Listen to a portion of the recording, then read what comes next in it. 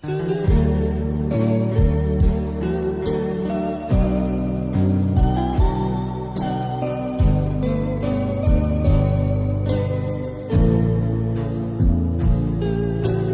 มือนว่าดังเป็นบุญและวาสนาที่ช่วยนำซักพาทั้งเมืองปากเซพบน้องนางนาลีนางแท้มีเสน่ห์ดังจิตใจน้ำเสและดวงดอกไม้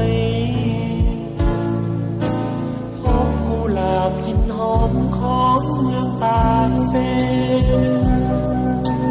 อายเฝ้าหลงทุ่มเทหาจนเมิดใจน้องเจ้าจงสงสารหอมหักบานมาให้จะถนอมควันใจบ่ให้เปลี่ยนสีขอวอนฟ้าอย่าฝนสุ่มสั่นไว้เพื่อหดสงดวงใจได้ซื่อสุขีกุหลาบเอ่ยช่วยเบ่งบานให้กุทยานของสี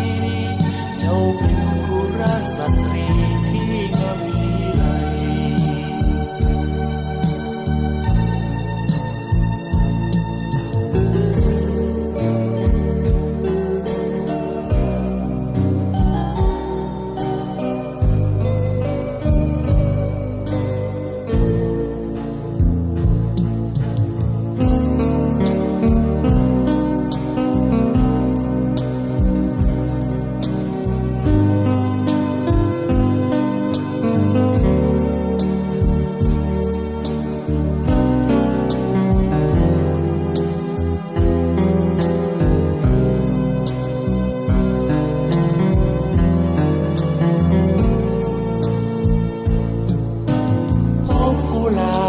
หอมของเมืองปากเซ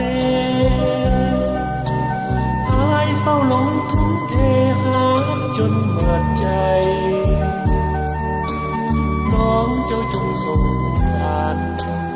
หอมหักบานมาให้จะถนอมควันใจบ่ให้เอียงสีขอวอนฟ้าหยาดฝนสุ่มสำไหลเพื่อหดสงดวงใจได้ซื่อสุขีกุหลาบเอ่ยช่วยเบ่งบานให้อุทยานของ